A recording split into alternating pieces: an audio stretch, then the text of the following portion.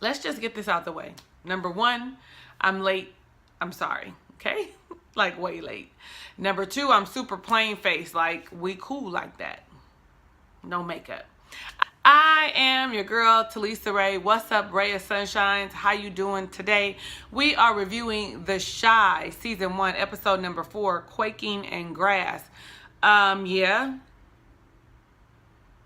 We were in for a surprise. Yeah, you remember last episode we saw Brandon and Kevin walk up on Ronnie, and we just knew some shit was gonna go down, and baby, it did. Let me just start off by saying I appreciate the little snippets, the little flashbacks throughout the entire show. Like it was like, okay, I'm remembering instead of them, Lena and Common giving us the entire event happening at one time. I like that they gave us snippets to infer. But about, I don't know, a quarter through the way, we knew that Kevin had shot Ronnie. Anyway, I digress. Let's get into it. When we open up the scene, all we see is Ronnie walking down the street holding himself. And I'm all like, child, this too much. This too much. But whoo, we got a breath of fresh air when we saw Common's fine ass.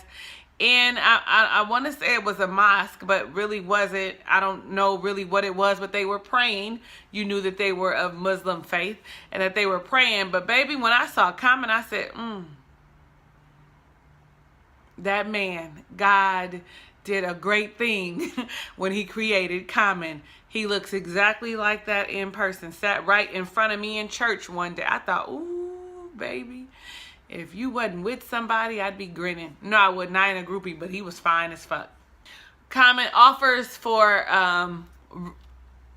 to take Ronnie to the hospital, but the sirens come and Ronnie's all like, fuck that. No, like Ronnie already knows in his mind that he is already in the midst of a bunch of mess and he just needs to get somewhere safe, okay? He already know he done fucked up with Coogie. He knows what has happened in the tunnel. So he's all like, you know what? I just need to go. Because I really can't understand what the point of him meeting up with Brandon was. What did he think that was going to happen? Like, y'all was going to have a conversation? Like, what? We see Ronnie go into his grandmother's house, honey. Blood on the wall, trying to rinse his hands out, and who is there but Coogie in the flashback, like what you thought was gonna happen. He passes out on his grandmother's floor. Like, I didn't know where he was, so he really does live with his grandma. Who, at the same time, Brandon and Kevin are running away from the scene. Kevin is freaked out, has blood all on his shirt. Brandon is being like Big Brother-esque, trying to help him out, calm down, relax. You know, let's go home. Go home. Don't think nothing else about this. Go home. It's going to be fine. Brandon goes his own way. Kevin tries to sneak back in the house on fast ass. Keisha thinks that it's Emmett. Like, she gonna end up pregnant or something. Keisha going to end up something pregnant with an STD. Something is going to happen because she too hot in the panties. She too hot in the panties. But listen, at 16, I was probably hot in the panties. I wasn't sneaking nobody through no windows or nothing, but she hot in the panties. They better slow her down. But this is so real life. This is so real life. I digress. And you see Brandon. Shit, Brandon nervous. Brandon got the gun in his backpack. See, at this time, we don't know who shot Ronnie. All we know is that Brandon got the gun in his backpack. But I'm all like, nah, that's where he get the gun from. Like, all of a sudden, how he get shot? We know Brandon was a punk and didn't buy the gun from the Latino dude. Like, we know, right? So, where'd you get the gun? So, he gets pulled. He takes off his shirt too, changes into a clean shirt, and he's walking down the street, and the police come up behind him. Honey, I'm shitting bricks for him. I'm all like, oh God, they finna jack him up because he ain't stopping. You know, he a square. He a lame. He doesn't stop. He keep walking. I'm all like, well, we all know that you need to stop. You ain't did nothing wrong. You need to stop. You being guilty. Well, he stops. They hem him up. And he's like, well, where you work? Where you coming from? All this stuff. And come to find out, one of the officers wanted to have dinner with his wife at that restaurant, which seemed to be his saving grace. But the whole time in the background, you see the black man fumbling with the backpack and shit. I'm all like, they finna find the gun. They gonna find that it was fired. That fucking gun, you know, probably got bodies on it and shit. Like, oh, what's happening? What's happening? Well, saving grace was that he's a chef or a cook at the damn restaurant and was able to call and get an appointment for a reservation for the police officer. Saving grace. So we wake up to the next morning, honey, and grandma checking her sugar for her diabetes, is happy that it's under 120, because between 90 and 120 is the number I know for real in real life. Grandma getting ready to go to the bathroom, and she finds her baby, her grandson, on the floor. When she sees him, when we see him, he looked dead. I said, now it's too soon for y'all to be killing Ronnie. Like, this too soon for him to be going. Like, he's got a lot of more script to go through. Like, well, he was still breathing. Grandma picks up the phone. We all think she called a 911 for the hospital. Baby, no, she calls Emmett's mother. Why does her name escape me right now? Is her name Janine? I don't know. Emmett's mother. I can't think of what her name is. Anyway, so she calls her. Emmett's mom is like, oh no, I'm not. We're not doing this. I'm not doing this. And Ethel appeals to her sense of humanity when she talks about all we have is our boys. Brandon at home looking peaceful, sleeping, and baby Jerrika comes in. She comes in and says acts a stone cold fool. You lied to me. Empties his bag, sees the bloody shirt, sees the gun, does not ask any questions. Now, see, this is where I think that she was wrong. And women, we all have a tendency to overreacting because we don't know what the fuck happens. And we just go in. We need to sometimes take a step back and kind of listen to what he has to say, because we find out what the truth is. I mean, she goes absolutely bananas.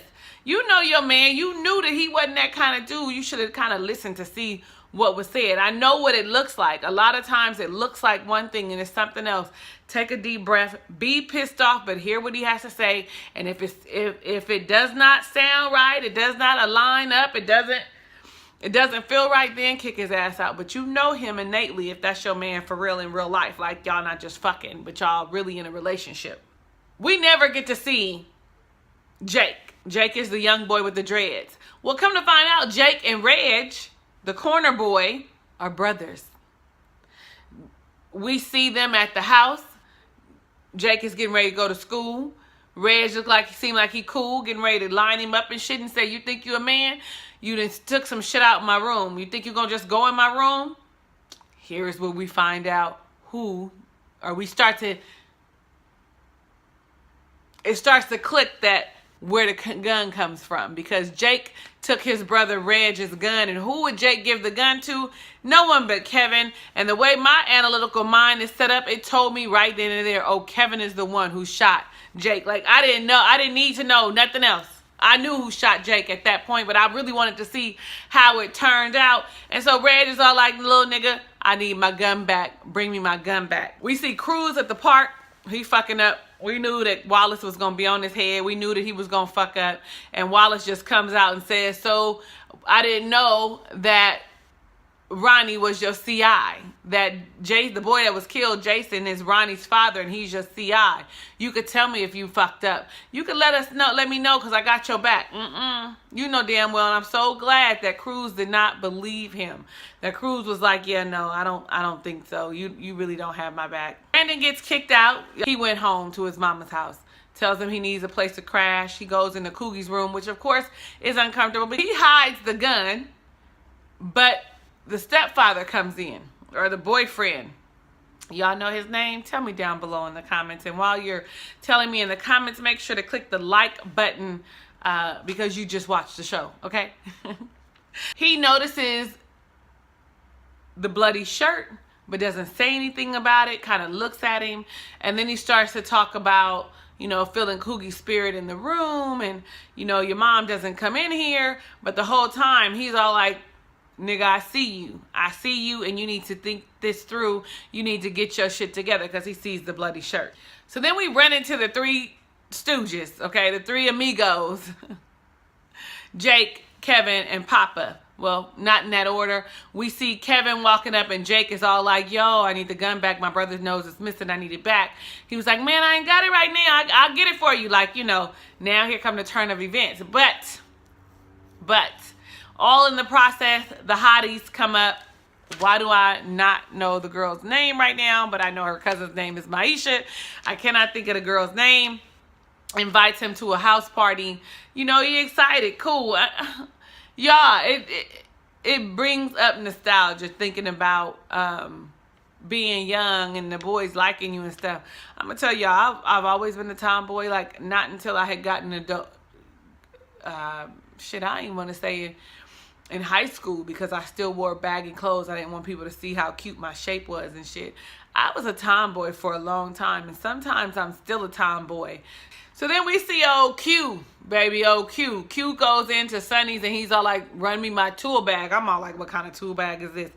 Ooh, this dude, honey, he got me feeling some kind of way. What is in the tool bag, and what did you about to do with this tool bag, Q? We know you was with the business. We know. And give you some meat. Give me some scraps. What you finna do, Q? Kevin meets up with Brandon because Kevin, of course, needs the gun to return to Jake to return to Reg. And Brandon's like, I'll meet you later. I'll give you the gun. Don't talk about it. Don't, because he wants to know, have you heard anything about Ronnie? Have you heard that he's dead? And he was like, let it go. Don't talk about it. It was just the three of them there. I'm with him. Shh, shh, shh. Nobody heard anything. Nobody seen anything.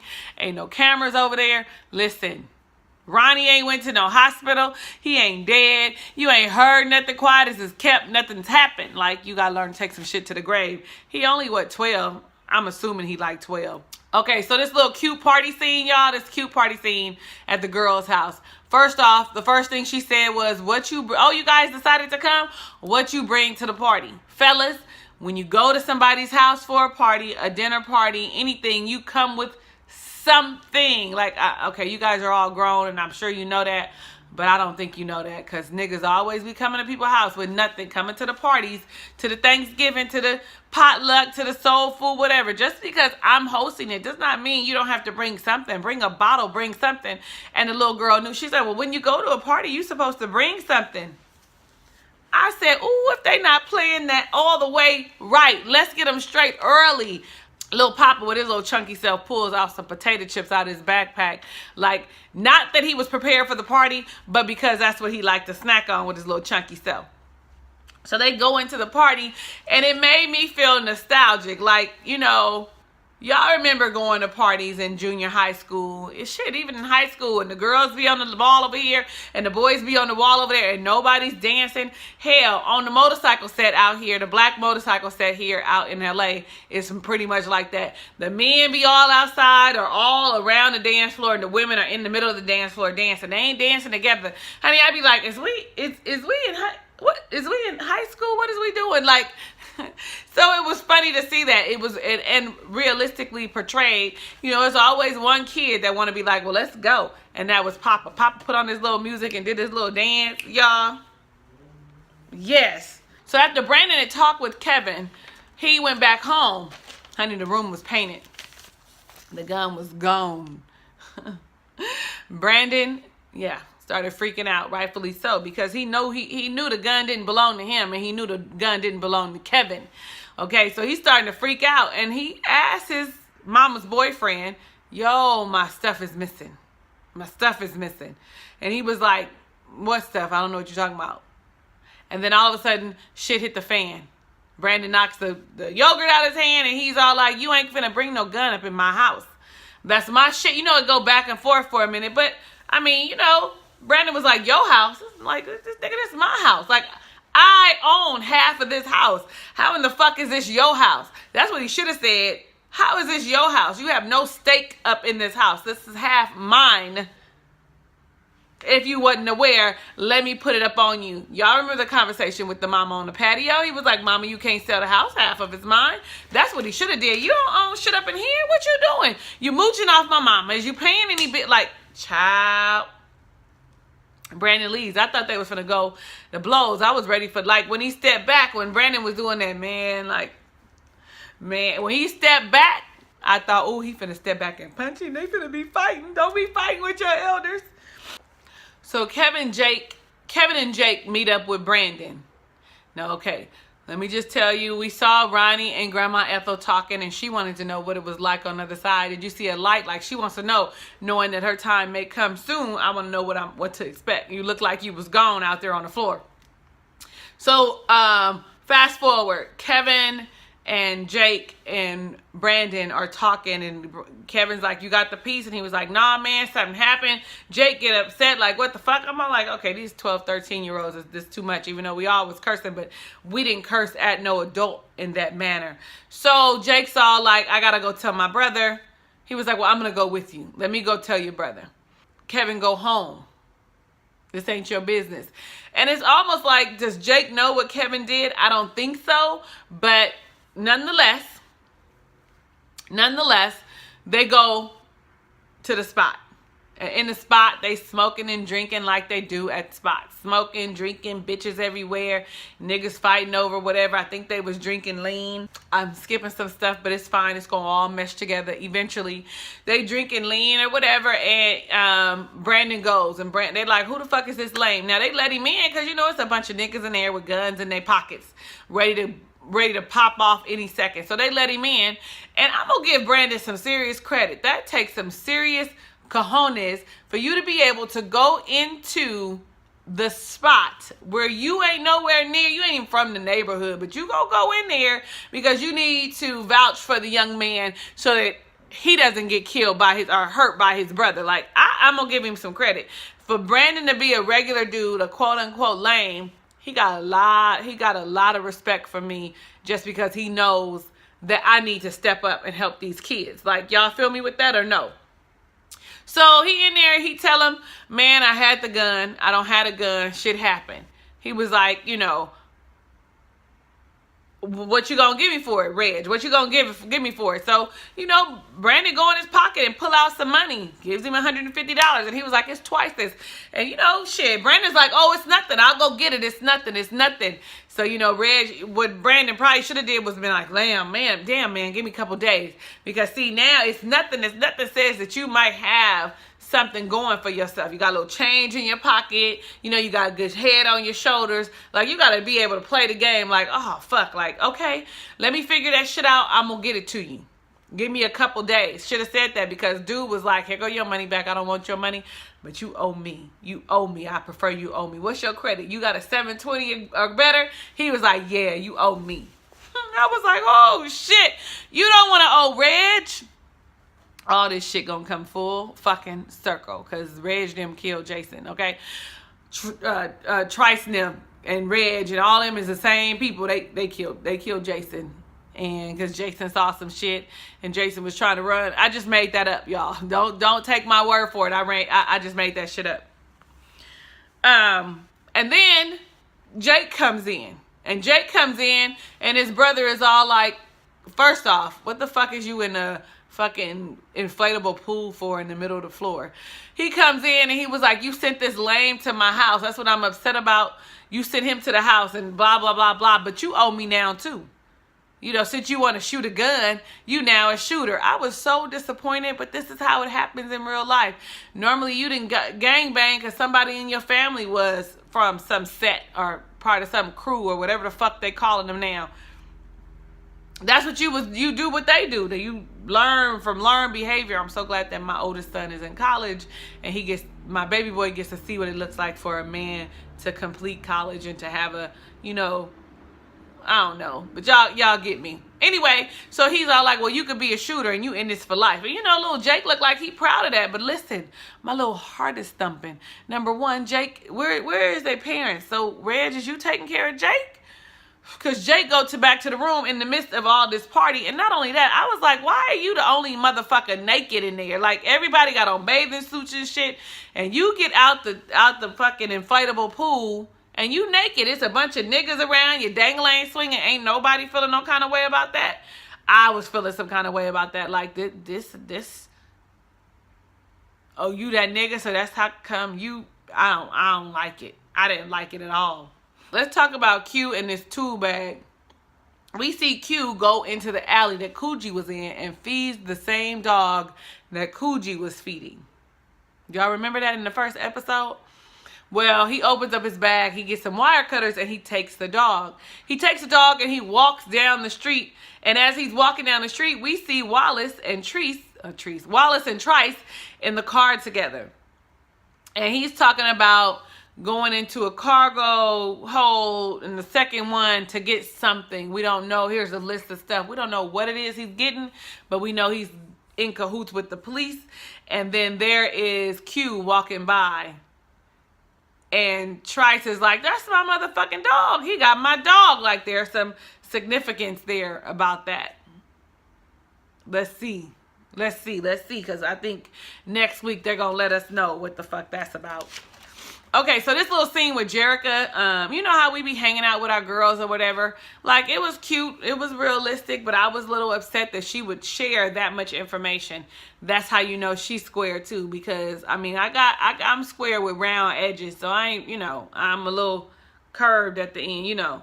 I ain't all the way round and I ain't all the way square. I would know not to be talking about that with my friends. But then again, I might have a friend that I would talk about that kind of stuff with, because she more round than square.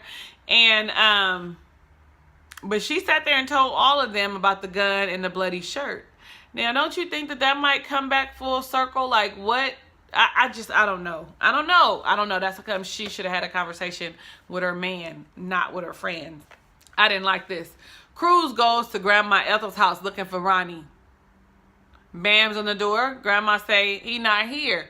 I don't like that Cruz kicked past her. Because she's older? You kicked past her? Yeah, okay. Where's Ronnie? She's saying he's not here. He sees the blood on the wall. He was like, well, what's this? And he goes in the room. And I'm all like, you just gonna muscle your way up into this woman's house, this older woman's house? Honey, she comes back with her shotgun, cocks it, and says, get the fuck out my house. He's like, you pulling up, you are pointing a gun at a police officer. And she said, a police officer who just broke into my house. Get the fuck out of my house immediately. I was like, come through, Grandma. Like, yes, let's not play that game. You is not finna just kick past me because I'm a little older. I'm a little feeble. I got a few health issues. My nigga, I can still pull the trigger. He gets out of there quickly and he's all like, tell Ronnie I'm looking for him. No, I will not. I will not. Get the fuck up out of here. Well, we see Ronnie go, because Ronnie's like, I need to lay low. He goes over on the block where he be hanging out, asks his friend if the basement is still open. He said, yeah. And then he could stay there, but you need to go see Merrick. You need to go talk to Merrick. He gets to Merrick. Merrick is the guy he bought the gun from. Merrick is also the guy who he went back and said, help me figure out what happened to my son and find Jason's phone. Okay? So we get into the house and Merrick is weird and fucking crazy, but he's working out or something, hanging upside down. And Ronnie's in there. His wound is bleeding, you know. And Merrick's all like, tells his homeboy, his lackey, his flunky, give him the gun. Give him the phone. He hands him the phone. The phone is Jason's phone. Child, I'm all like, ooh, I can't wait till they plug that phone up. He is finna go over to Tracy's house, honey, with the phone. She gonna take him back and help nurse him back to health. I'm really looking forward to seeing what is going on with that. And then we see Brandon and his cousin, and Brandon is like fucking out of it. Like, he was like, how did I fucking get here? How did I end up spiraling into this place? I ain't got nowhere to go. My mind is cluttered. I'm gonna smoke a little weed. I'm gonna hang out with my cousin. And yeah, but you see, Brandon know to keep his mouth shut. For lame, he know one thing for sure, two things for certain. Don't say a motherfucking thing. Y'all, what did you think about this episode, Quaking and Grass? What did you think about how everything played out? The scuffle in the tunnel. How they showed Kevin pulling the gun. Like, I didn't talk about none of that except in the beginning. Y'all seen that tussle. I mean, Brandon worked him. Brandon worked Ronnie, but Ronnie is appearing to be a lot older than Brandon here in the movie. I don't really think in real life they're that much older than one another. But, I mean, maybe probably 10 years or so, but not as much as they're making the difference be now. But he worked him in that tunnel, and then Kevin shot him, and then they ran. We saw all that. Oh, did y'all need me to expound on that? Y'all didn't need me to expound on that. Anyway, let me know what you thought about the episode. Do not forget, before you leave, to click the red subscribe button. And since you're right there, click the notification bell to be alerted of all the videos that I upload. Hugs and kisses and lots of love. I will see you on the next video.